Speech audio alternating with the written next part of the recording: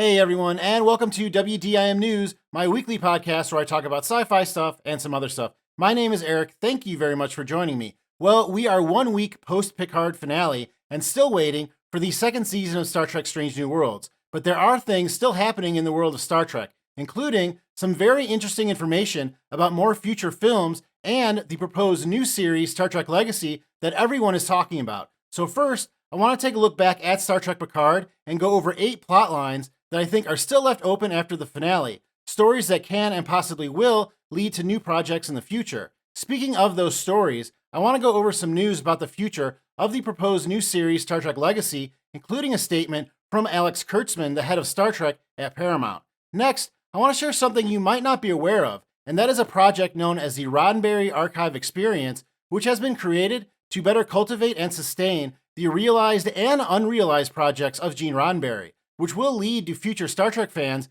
being able to appreciate the works of this great man in a whole new way. Then finally, in the past week or so, 2 new trailers were released online and 2 reboots were announced that I think sound really interesting and am looking forward to, including a series from the studio that produces Star Trek Paramount Plus based on the fan favorite sci-fi parody Galaxy Quest. So first, let's talk about Star Trek Picard and the plot lines that were left open. If you have been watching my channel, you know I've covered every episode so far. But if this is your first time on my channel, I definitely recommend you go back and check out some of my videos. I just put out a video where I put all of my 10 breakdowns of each episode together. So if you just want to watch an hour and a half of back-to-back Star Trek breakdown episodes, you can now watch that in that video. So definitely check that out. But let's take a look at these plot lines that were left open after the finale of Star Trek Picard.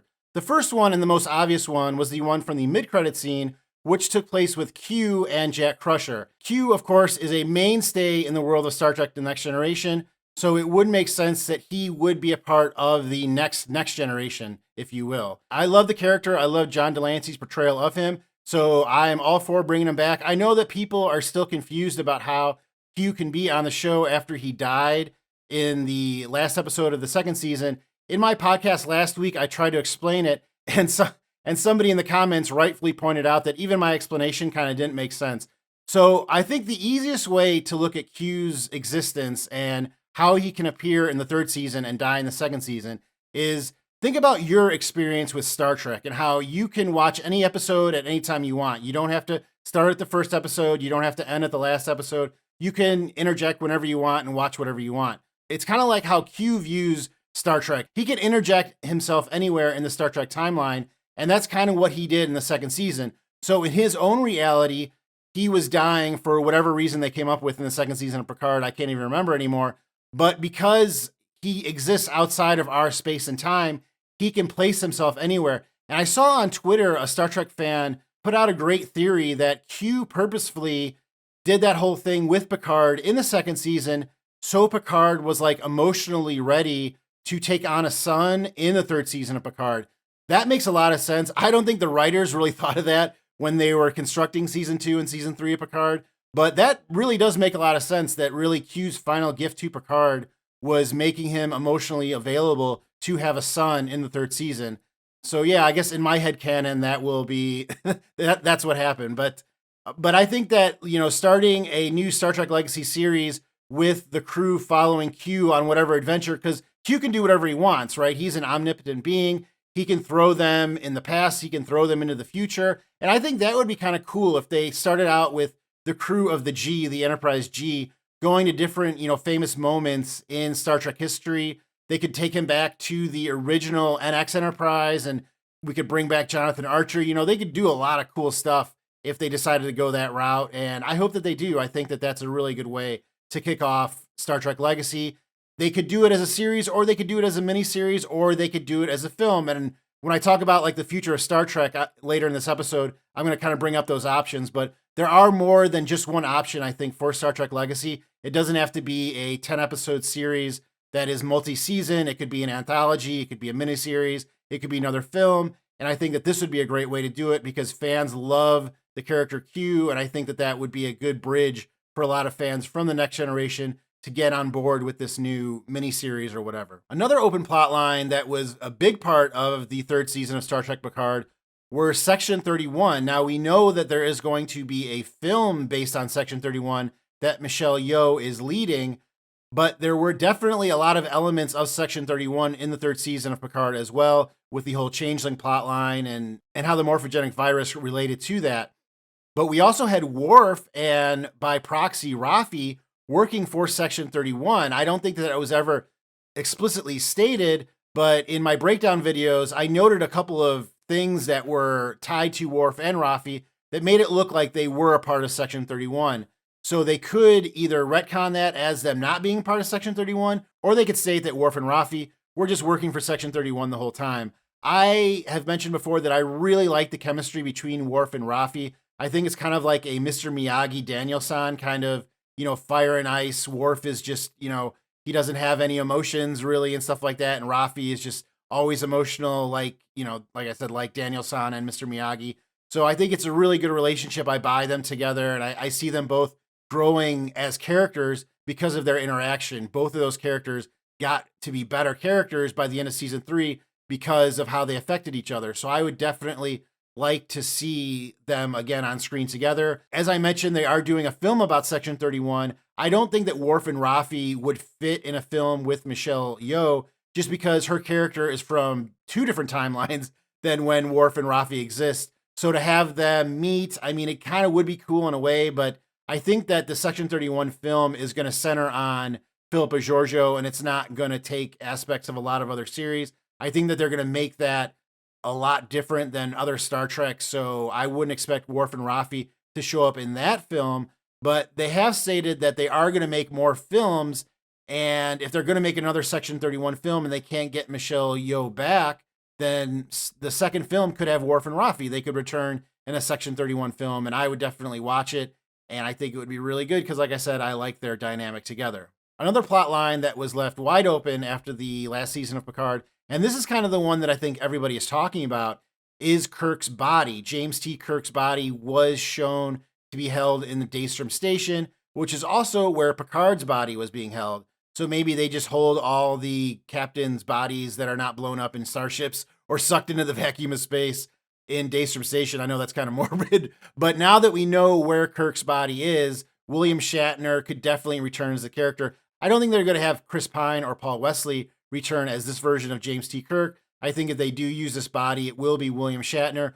William Shatner, I'm sure, would love to return as the character. I think that he has stated in interviews that he was writing his character James Kirk's return even while they were filming Star Trek Generations. So while they were first filming James Kirk's death, the actor who plays him was already writing a plot line to bring him back, and they didn't take Rick Berman didn't respond well to it, so William Shatner just released it as a non-canon book. I think it's called The Return, and it's actually pretty popular. I think most fans would be up for it too. I know that a lot of the third season of Picard was fan service, and I think there's nothing more fan service than bringing James Kirk back, and Picard was pretty popular. The third season is much more popular than any other season of Picard before it. So that shows that fans are still responding very well to nostalgia. So bringing William Shatner back as James Kirk makes a lot of sense. I think the best way to do it, I know that the Gorn are a big part of Strange New Worlds. How cool would it be for William Shatner to return as James Kirk and face the Gorn on Strange New Worlds? I know Paul Wesley is already James Kirk on that show, but I still think it would be really funny to see him face like the new alien Gorn and him be like, wait a minute, like the last time I fought you guys were a lot easier to fight and you weren't these like gross, actually dangerous things. So I think that would be kind of funny, but I know that fans would love to see William Shatner return. And now that we've seen James Kirk's body off Viridian 3 and at Daystrom Station, now we have a vessel for him to return, both figuratively and literally. Another plot line that was left open, and this is kind of left open from season 2, but a lot of people were talking about it in regards to season 3 of Picard, and that is the new Borg. So after the third season of Picard, I guess we could say that the old Borg, or whatever, the first Borg that we knew that were introduced on The Next Generation, are now gone. The last remnants were basically left over from the finale of Star Trek Voyager, and whatever was left over was destroyed in the finale of Picard. So the only Borg that are out there are the Jurati Borg, the Borg that were created or that were whatever. I'm still not 100% on what happened with the Borg in season 2 of Picard, because honestly, I haven't gone back and watched it again, and it's been over a year since I watched it. But the new Borg are still out there. A lot of people were asking, why didn't those Borg interact with these Borg? Why weren't they a part of this season? So maybe there is an appetite out there for this new version of the Borg. Although I don't think overall they've been that well received. Maybe it has something to do with the overall fan reaction to the second season of Picard. But I kind of feel like the Borg as a whole are the new Ferengi. And this is what I mean by that. When the Ferengi were introduced on The Next Generation, they were supposed to be the big bad. But the fans reacted so poorly to them that they didn't take them seriously anymore. So they couldn't use the Ferengi as the big bad, and they created the Borg. And then the Ferengi were basically reinvented by Armin Shimmerman and the writers on Deep Space Nine to be what they are today. And I kind of think like the Borg need that. The Borg, I've been beaten so many times now that it's just kind of ridiculous. At first they were like this force of nature hurricane that you just got out of the way of. You didn't even try and fight them. And now like everybody's kicking their butt. How many Borg queens have we seen die on screen by this point? So I think that the Borg need to be reinvented a little bit. And maybe the Jurati Borg are the way to do that. There's a lot of ways they can do this. Science fiction leaves a lot of doors open for this kind of thing. So I think that there is a place for the new Borg in Star Trek. I don't know if they're going to pursue that, but we're talking about Star Trek Legacy. I think if they had to work with this new Borg, it'd make a lot of sense. I mean, Seven is the captain of the Enterprise G, and she's an ex-Borg. I guess you could call Jack an ex-Borg. Actually, I guess you could call everybody an ex-Borg now because they were kind of assimilated in the end of the last season. So maybe the new Borg will, play a bigger role because of that. But I think there's definitely a place for the new Borg, and they could definitely tell us some good stories about them. And if you're going to talk about the Borg, you have to talk about the flip side of that coin from the last season of Picard, and those are the changelings. Now, one thing I am not sure about with the changelings, and maybe if somebody else is, they can respond in the comments, but I know when Vadic was telling her origin story that had to do with Section 31 and her being, experimented on and changed into a new changeling, that she said that she was there, I believe, with 9 of her brothers and sisters, which, if I could use my Chicago public school math, means that there were 10 changelings overall that, were experimented on by Starfleet in Section 31. But I think in the third season, we saw more than 10 changelings die on screen. So does this mean that they were able to reproduce, or did we literally only see 10 changelings on screen? I don't know if anybody has counted that up. I'm sure there's a Reddit thread somewhere where somebody's done that, but I just didn't have the time to research it. So I don't know if there were only 10 or if they could actually reproduce. If they can reproduce, obviously they are a really big threat to Starfleet, and I would actually like to see them return because I kind of think they got the raw end of the deal in the third season of Picard. I know that I'm not the only one. I've seen a couple other reviewers point out that the changelings kind of were pushed to the side towards the, the final 3 episodes or whatever of Picard, and they didn't even seem like they were that important to the story, when for the most of the season, we thought that they were one of the most important parts of the story. So I don't know, what the idea was with them, but if we could have them come back and have them be this greater threat, because now these changelings are a lot more dangerous than the other changelings that we're used to in Deep Space Nine. And with those changelings out there, like maybe they can work with the Federation to take out these bad changelings. I know that Dr. Crusher came up with a way to figure out where the changelings are using sensors and stuff like that. So there's something there with the changelings and with this new faction of changelings. And I think that they're definitely a very believable threat now that we know their backstory with them being, tortured by Starfleet. Any changelings that have any memory of that are still going to be like Vadic and wanting to get revenge. And that kind of makes them a sympathetic villain. They're not just this mad villain that's kind of like the problem with the Borg Queen. When you have these villains that just want to dominate, like I just want to dominate the universe. Why? Because I'm bad. Like I don't have a backstory. I mean, in this case, in the third season of Star Trek Picard, we had the backstory with Jean-Luc and how the Borg Queen and him interacted in the past. So there was more meat on that bone. But for the most part, some of these villains in Star Trek are just bad for the point of being bad. Sometimes I think Hugh kind of falls into that. Like we don't really understand his motivations, or unless he's just out there for chaos, which I think there's an argument to be made for that as well. But anyway, back to the changelings. I think this version of changeling is very sympathetic. The changelings were already kind of sympathetic because of their original backstory where they had to be this threat because they were persecuted by so many different solids. And knowing just how people fear what they don't understand, I could totally see that happening. So that already made them sympathetic, and now they're even more sympathetic because now they're almost like Jews from concentration camps. They were experimented on, and they were not even treated like they were actual people. They were treated like things. So they're much more sympathetic villains. So I think that there is a place for those changelings to come back. We've seen a lot of emphasis so far on the next generation. Maybe now we can ship to Deep Space Nine or Voyager and call back to those characters and storylines in these new stories that they're going to tell on Paramount Plus, and having the changelings be, the first villain that who's ever coming next face would really tie back to Deep Space Nine well, and that would again work on that nostalgia aspect of whatever they're creating. Speaking of nostalgia, even though we think that we're not going to see the Next Generation crew again, there are a couple of cast members that I think we could see. One of whom was not in the third season of Picard, that was definitely missed by the fans, and that was Wesley Crusher. Last we saw him was in season 2 of Picard, and he was working with Kore Soon as a traveler. He was going to be a master and apprentice with her. I think there's a big story there. I mean, travelers are like the Q almost. They can go anywhere. I don't think there's this power. They're not as powerful as the Q. They can't, manifest things and stuff, but they can really, travel anywhere they want. It's right there in the name. So having Issa Briones come back as Corey and work with Will Wheaton as Wesley, I think that would be really cool. Again, it won't work as a 10-episode series, but maybe as a mini series, a short film, one episode of an anthology series. I think a lot of people like Corey. A lot of people like Issa Briones on Picard. She was missing from season 3, of course.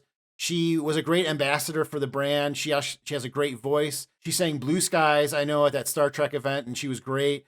So having her return, I think fans would like to see. And of course, fans are going to want to see Will Wheaton. He's like the favorite son of Star Trek. They want to see him return as Wesley Crusher, as do I. And we don't know that much about travelers, so that would be a really interesting little corner of Star Trek to kind of peek into. What are travelers? What do they do? And we already have these two compelling characters with Corey and Wesley, and we could follow them. I know a lot of people are wondering why specifically Wesley wasn't in the third season of Picard, given that, of course, he's the son of Dr. Crusher and the half-brother of Jack. Well, Will Wheaton came out and said that they told him, the writers of Picard told him, that he was not in the third season because as a traveler, you have to throw away all your familiar attachments. Kind of like joining the wall in Game of Thrones. Like, you can't see your family anymore. You're just a traveler. And because of that, he couldn't help his mom, obviously, in this situation because of him being a traveler. So that's why, at least in canon, Wesley Crusher was not a part of the third season of Picard. But I know fans really did want to see him. And I, for one, would love to see him in, like I said, another story with Corey and to learn more about the travelers. And if Issa Briones isn't going to come back as Corey, she could come back as Soji because Soji has a dad now. I mean, Data's back. And we could definitely see Brent Spiner come back as this new form of Data and meet Soji. I mean, can you imagine Brent Spiner as this new form of Data who now he's trying to figure out all his emotions? Well, now make him a dad. I mean, how hilarious would that be, seeing Data try and figure out how to be a dad and how to be a human being at the same time? And Soji is still trying to figure out herself. She had the revelation in the first season of Picard that, she is an android or whatever she is. And I think that would be great, seeing Data maybe be an ambassador with Soji for the Copelians. I think that that's what they're called. The people, or not the people, but the androids or whatever you call them, the Copelians that live on that planet that are all, descendants of Data and Soji. I think that would be really cool. Again, doesn't work as a 10-episode series, but if you're going to do an anthology series or something like that and you need one episode, like having Brent Spiner and Issa Briones return as Data and Soji and just having it be mostly a comedy and have aspects of sci-fi in it, and it just be a feel-good, no darkness at all, just have them together trying to figure it out. I think that would be a lot of fun. Both very talented actors, and I really liked Brent Spiner's portrayal of Data in the final season of Picard. I thought it was very much like his portrayal of Data in the movies, which is great. I love to see Mr. Tricorder back. that kind of stuff, his bad jokes. And you turn those bad jokes into dad jokes now, with him and Soji. So I think that kind of writes itself. And I think that would be a great idea. And I would love to see Data and Soji return. And then finally, this is another character that fans were hoping to see in the final season of Picard and didn't. And that was Admiral Janeway. Kate Mulgrew is, of course, on the show Star Trek Prodigy in animated form, playing two versions of Janeway. And that is still not enough for fans. They want to see the live version of Janeway. And we're kind of disappointed. I would say probably more so disappointed that Will Wheaton didn't return. But right behind Will Wheaton is Kate Mulgrew. A lot of fans were hoping to see her return now that she's, of course, under contract with Paramount Plus and Star Trek Prodigy. So why not just have her show up as the live version of Janeway to interact with Seven? But I think that in the future, that leaves that door open. Now Seven is a captain of the G, the Enterprise G. I think we're just going to call it the G, because saying like Enterprise G, Enterprise D, it's just too much. So I think I'm just going to call it the G from now on. So when I say the G, that's what I'm talking about. But seeing Seven on the G and having Admiral Janeway come on the ship and seeing them, interact and having an adventure together, that one, again, doesn't work as a 10-episode series. But if you're going to bring Star Trek Legacy back and you're going to have Seven come back as the captain, she's got to interact with Janeway. But let me know in the comments, what do you think of these ideas? Which one would you like to see as a miniseries or an episode of an anthology series or even a short film? Like I said, Star Trek will be doing some more different stuff in the future. I don't think we're going to get another 10-episode series for quite a while. So they probably are looking for these shorter ideas. And I think these are all really good. But let me know. Maybe you haven't one that I didn't notice. So let me know that in the comments as well. And if there are enough, maybe I'll do a follow-up video in a couple of weeks of, 5 more ideas that were left open from the finale of Star Trek. And I'll give you credit in the comments below. So next, I would like to give you guys a update on Star Trek Legacy. If you're unfamiliar with what Star Trek Legacy is, that is the proposed series that Picard showrunner Terry Matalas has stated would be what he would like to create if given the opportunity with the characters left over from Star Trek Picard. Not specifically the ones from the Next Generation, but the ones kind of left over on the G, like Seven and Rafi and Jack and the LaForge sisters and people like that. So I have mentioned before that there was a petition started online. That petition has gotten up to 42,000 signatures as the recording of this podcast.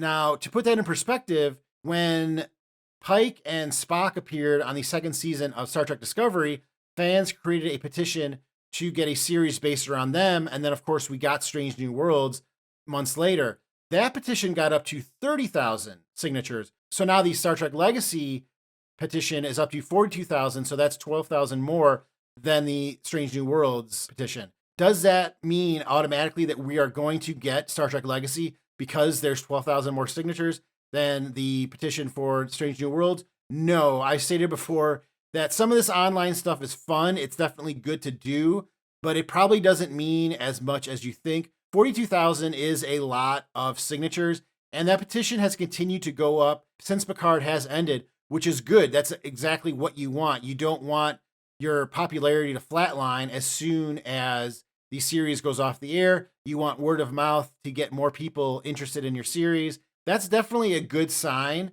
But there have been comments made by Terry Matalas and Alex Kurtzman, and what they seem to say is that Star Trek, and more specifically Paramount, is only prepared to produce 3 live series at a time. And right now, we have Star Trek Strange New Worlds, Star Trek Academy, and technically Star Trek Discovery. Why I say technically is because that show is still in production. They're still making the last season of that show, and it hasn't obviously been released yet, and they're doing reshoots right now, actually. So going into next year, possibly another spot will open up, but that's probably going to be taken up by the Section 31 film. Now, Kurtzman also stated that he plans to create a new Star Trek film to be released on Paramount Plus every 2 years. So we know that our first film is going to be the Section 31 film, and then 2 years after that, we should expect another film. So what do all these numbers mean and calendar dates and all this? I think what this means is that given the popularity of Picard and people wanting to see a Star Trek Legacy show, the earliest we will get an announcement about the future of this is 2024. And why I say that is that will be when Star Trek Discovery comes off the slate of new series. Star Trek Section 31 starts, but since that's going to be finished production in 2024, they'll be able to open up a slot in 2025 and we'll announce that in 2024. With that open slot, that could be filled by Star Trek Legacy. And if fan pressure continues through the end of the year, then I think that for sure in the first part of 2024, they will announce something around Star Trek Legacy. In my opinion, it's not going to be a 10 episode series. It's either going to be a film like Section 31, or it's going to be more of an anthology series like I kind of talked about with the open plot lines from the last season. What I mean with an anthology series, it's kind of like Twilight Zone, where every episode or every couple episodes is different. You're in a different place, time period, cast members. And with the use of the volume and CGI, that's really not as hard as you would think. I mean, costumes are probably the hardest thing to create in that kind of environment. And of course, casting all those parts and actors. But we've seen it before. Star Trek had the short treks, which would be considered an anthology series as well. So it's not like Star Trek has not done it recently in the Alex Kurtzman era. So I think that we could see an announcement in early 2024 about Star Trek Legacy. And really, what would be a better name for an anthology series about Star Trek than Legacy? Star Trek Legacy would be a great name for an anthology series. So I hope that they go with that. But let me know, are you excited for the future of Star Trek Legacy? I think that the third season of Picard was strong enough with those characters to continue on with them. I even threw out the idea of bringing Captain Shaw back as like the computer voice of the Enterprise G. I know they've kind of done it with Discovery with Zora. I think that's the name of their computer on the Discovery. So maybe somehow to save Shaw, they integrated his personality with the computer of the G and we can get Todd Stashwick come back because he was one of my favorite characters on the season. So I hope that they get him back somehow, some way. Again, this is sci-fi, so they brought back Data like half a dozen times. So they can definitely bring back Captain Liam Shaw. Of course, he wouldn't be a captain now. Seven is, so that would be an interesting dynamic. Like maybe get the personality of Shaw before he had all that character development with Seven. So he's kind of like ticked off that Seven is the captain of the ship.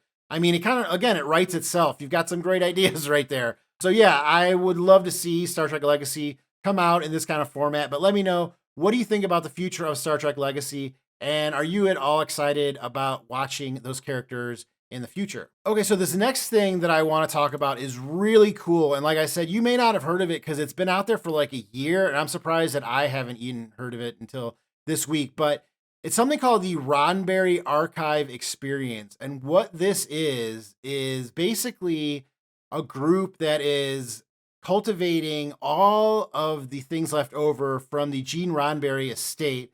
Gene Roddenberry died many years ago, and basically sustaining it so that future generations can appreciate it. And what that basically means is that they're creating like a immersive holographic experience for fans. And you're probably thinking the same thing I am, holodeck, right? Like maybe one day this could lead to like a holodeck experience of fans being able to step on to the original bridge from the original series or even the Enterprise D. So there is a website out there. I will link it in a pinned comment down below. So if you want to check it out, and you definitely should, I definitely think you should check this out. Why this is getting more popular now is that a video was released on YouTube that is very short. I think it's less than 2 minutes, and it shows Spock visiting Kirk's grave on Veridian 3 after Kirk had died, and we kind of get to see the saucer section of the Enterprise D. So as I spoke about Kirk's body before, they're already doing stuff with it, you know? I don't know if they knew about this when they created this for the Roddenberry Archive, that they were going to bring Kirk's body back in the third season of Picard, but it is very fortuitous that this happened, and I think it definitely led to the popularity of this YouTube video. And they have a new actor that is portraying Spock. He doesn't have any points of dialogue, and they recreated him, I think, using not just prosthetics, but also CGI. And he looks spot on. Like there's no way you can tell a difference, I think, between this version of Spock and Leonard Nimoy as Spock. He doesn't act, he doesn't say anything, but this is kind of like concept of what is going to happen with this material in the future. And it just seems really cool. If you've ever seen like the Star Trek Experience, which was a museum exhibit that toured the country, I think it toured the world. I saw it in Indianapolis. I took my kids to it. It's really cool. You get to see like all the old set pieces that they still have and all the old uniforms and just everything that they have from anything that's been created in Star Trek, you can see there. And that's kind of what they're doing with this Roddenberry archive, is that they're creating an actual experience with it that fans can appreciate online and in person and through, media like YouTube. I don't know if this is going to lead to future projects. When I was reading up on it, I saw that, they have plans for maybe even creating a live recreation of the animated series. So basically the episodes verbatim how they were created on the animated series, but just switching it so it's a live depiction of those stories and not doing like a revamped version where, it's like Strange New Worlds and you've got the new Enterprise and stuff like that. Creating the Enterprise as it was on the original series. That would be really, really cool. And I think that's one of the things they're trying to do with this. So we could see some new content, but not really new content, because of course the animated series was already created. And with some of these actors who have passed away, all they can kind of do is recreate them visually, but I don't think that they have the voices to be able to do it. I know that Majel Barrett Roddenberry, I think recorded her voice for every letter of the alphabet so they could reuse her voice. And James Earl Jones did the same thing for like Darth Vader, but I don't know where that technology is at. I know that with like Chat GPT, you can basically create your own script now. So maybe they can create their own actors now too. But I thought that this was really cool. And again, I was surprised I didn't know about it. What you can do is you can go on the site and you can look at different bridges, different ships from the history of the Enterprise all the way back to the NX-01. And there are non-canon ships too. As I stated, they're also restoring unrealized versions of some things that Gene Roddenberry did, like versions of the Enterprise and things like that. They've done this with Star Wars as well. I know that just recently in the last season of The Mandalorian, they created a new form of stormtrooper that was based on the original design of Boba Fett, which was like all white. So it looks like Star Trek may be trying to reintegrate some of Gene Roddenberry's old ideas into Star Trek. I just think it's great. I think there's a lot of stuff there. I wasted over an hour checking out all the different stuff. There's actually a few videos on there too. They recreated one scene, I think, from the Cage, the original pilot of Star Trek. So like I said, you could definitely waste some time on on this website, and I will link it in the comments below. Check it out. Let me know what you think. I think it's really awesome, and I really look forward to what this creates and how my kids are going to be able to really appreciate Star Trek in its most infant form. Now we have all this technology, and it's great, and CGI and yada, yada, yada. But something gets lost in translation, something about the authenticity of using prosthetics and actual sets and stuff like that. So I guess in holographic form, which is kind of ironic, we'll still be able to see that. So let me know, if you know anything about the Roddenberry archive experience, if you've watched the video with Spock, if you know anything about it that I didn't mention, please let me know, because I'm really interested in this and I'd love to know more about it. I hope you do go to the site and check it out. Like I said, let me know what you think and what you think this could lead to in the future. The thing I got most excited for was when they were talking about revamping the animated series in live form. That would be amazing, and I really hope they're able to do that. But let me know what you think of the Roddenberry archive experience. And then now I want to talk about something that's almost Star Trek, and that is Galaxy Quest. Galaxy Quest being the film that released in 1999, starring Tim Allen and Sigourney Weaver, and is a parody of Star Trek and a few other sci-fi films. It's one of my favorite movies. I've even done a couple of videos. I did one in the really early days of the channel that kind of became popular, so I really appreciate that if you have watched that one.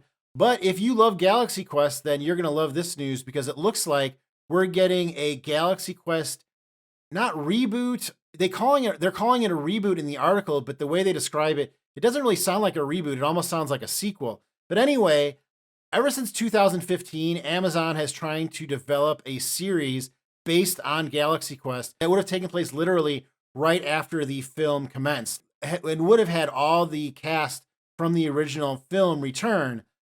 That was put on indefinite hold 1 year later in 2016 when Alan Rickman, who starred in the movie, tragically passed away. And it was thought at that time that all interest in doing this was kind of lost at that point without Alan Rickman. Another tragedy also occurred to the cast of Galaxy Quest in 2001, and that was to actor Daryl Mitchell, who played Tommy Weber in the film. He was paralyzed in a bike accident and is paralyzed from the waist down, I believe, and is forced to use a wheelchair. He still does act. I believe he was just in Fear the Walking Dead, and I believe that he was attached to reprise his role in the series because they did state that all the actors were returning, so I would assume that that would include him. That project was put on indefinite hold until this year, and it seems like now we are going to get a new Galaxy Quest series. The only person that is for sure attached to it right now is Mark Johnson, who produced the original film and will serve as an executive producer on this series. They are going to try and get the original cast back. That would be Tim Allen, Sigourney Weaver, Sam Rockwell, and Tony Shalhoub. I would love to see all them back. I think all of them are still working actors. Sam Rockwell does either like huge movies or he does independent films. Sigourney Weaver, of course, is in the Avatar movies still. And Tim Allen was even given a new series and is still very active in Hollywood. And he has stated many times that he would like to return as the character in Galaxy Quest.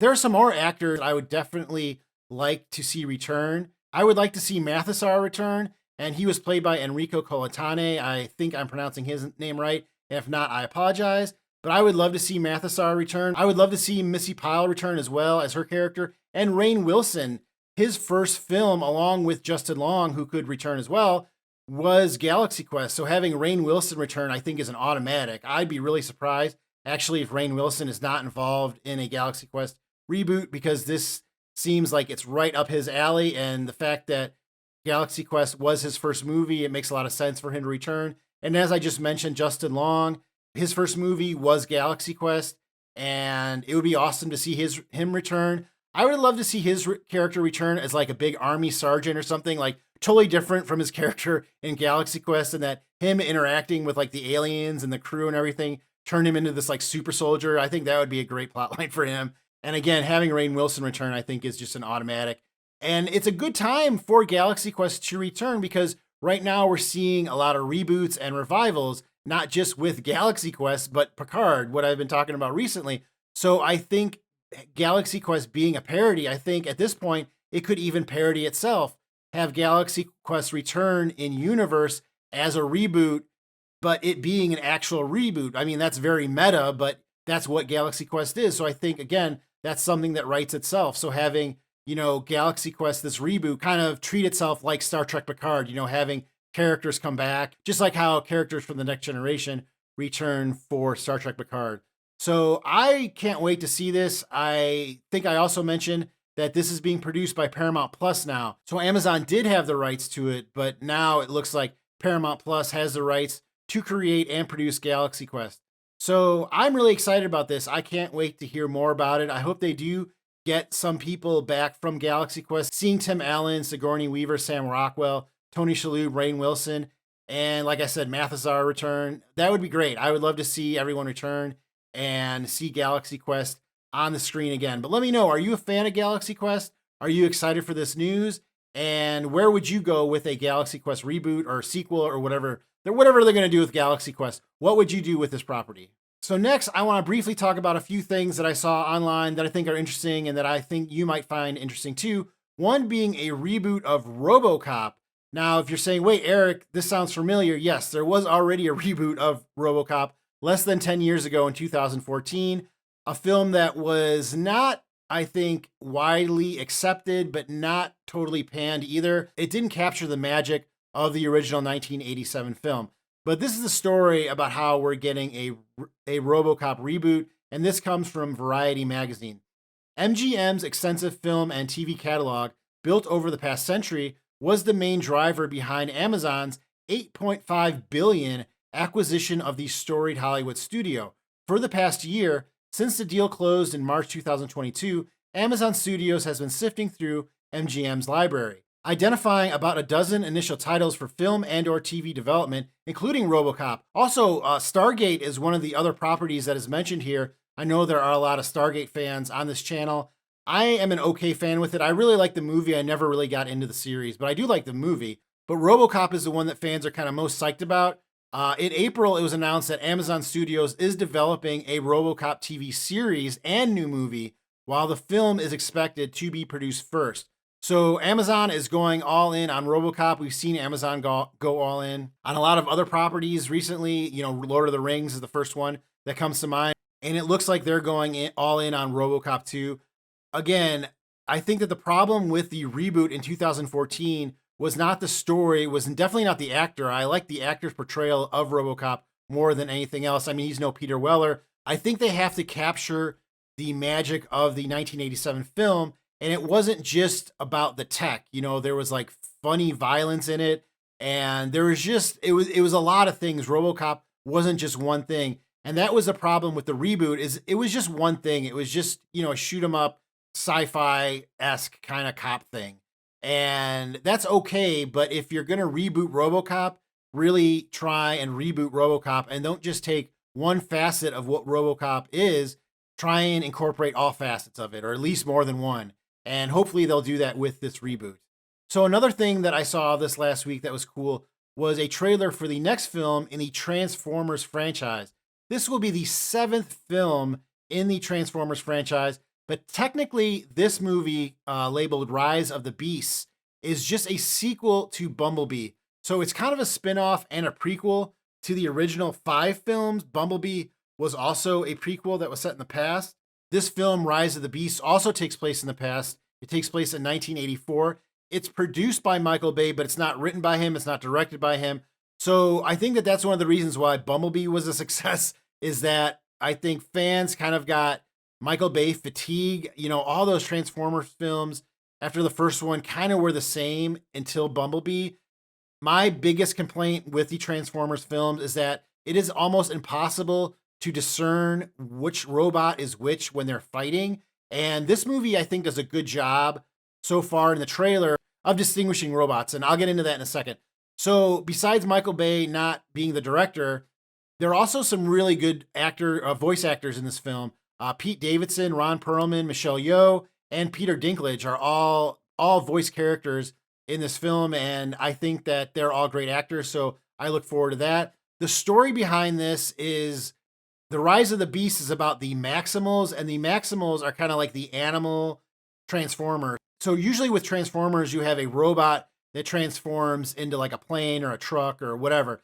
The Maximals are like a animal that transforms into a something. Why that's important is that when they fight, it's easier to distinguish who is who, because instead of like a gray robot versus a red robot, you've got an ape versus like a bear. You know, you can tell just by not just the color, but what these robots look like, that, you know, who's on whose side and what robot is what. So that's kind of why I think the Maximals are going to be a little bit more successful than like when they brought in the Constructicons and stuff like that. It was kind of hard to discern who was who when the robots were fighting. And the Maximals are also smaller than your normal Autobots, so they're kind of more like human beings. They're bigger than humans, but they're kind of more similar to humans. So again, you don't have the, like, sometimes you have big robots that it doesn't make sense how big they got, because how are they this like truck and then they're this huge robot? It doesn't really make a lot of sense. But anyway, I think that this will be a good movie. I think that Bumblebee was pretty good. I don't know if you saw Bumblebee. You might have had Transformers fatigue after all those Michael Bay movies, but I think that Bumblebee was good. So I kind of look forward to this. It looks like a lot of fun, and it might be a movie where you can just switch your brain off and just watch, you know, all the robot animals fight each other. That sounds like a good time to me. But I thought the trailer was pretty cool. And if you think it's cool, definitely search out the Transformers Rise of the Beast trailer. And then finally, another trailer I saw that I'm excited for is the 6th season of Black Mirror. If you're not familiar with Black Mirror, it is a UK-based series that came out on Netflix and is kind of like the Twilight Zone, but it has a sci-fi aspect to it, basically. The Twilight Zone is very sci-fi, but Black Mirror really like incorporates technology and kind of where technology could go, which I know is basically what science fiction is. But it really is like a sci-fi version of the Twilight Zone. And there's been some great episodes. I mean, if you're a Star Trek fan, you probably know about the one they did in season 5 where they parodied Star Trek a little bit. There was like a, I haven't watched that episode in a while. It was basically like a virtual reality that was created that was based on Star Trek that wasn't really Star Trek because, of course, they couldn't use Star Trek, but it definitely was Star Trek if you were watching the episode. So it looks really cool. I mean, I just talked about the voice actors in the Transformers movie. This series is an anthology series, which means that every episode is different. And the actors that will be appearing in the 6th season are Aaron Paul, Josh Hartnett, Kate Mara, Michael Cera, Salma Hayek, and Zazie Beetz. So there's a lot of good actors and actresses in that list. They're all going to show up in different stories and stuff. If you have never checked out Black Mirror, I definitely think you should. I will say this, it's a little difficult to get past the first season. There are some hard to watch episodes in the first season of Black Mirror because they really just stick it in and break it off right from the beginning. I mean, they really just try and get you into what this series is all about. And I would argue that every season since that, there's no episodes that are as visceral as the ones in the first season. I don't know if that's because it got more popular and they wanted to keep that appeal. But if you can get past the first season of Black Mirror, I think that you will really enjoy that series. I really do, and I'm definitely looking forward to season 6. But let me know, are you a fan of Transformers? Are you a fan of Black Mirror? Are you looking forward to the RoboCop reboot? Let me know in the comments below. Well, that's all I got this week. Thank you very much for joining me. Remember, the best way to support me is to hit the like button. And if you are not subscribed yet, make sure you hit that subscribe button. I do also have a lot of other videos out there about Star Trek Picard and other stuff. So check those out in the description, and I will see you next time on What Did I Miss?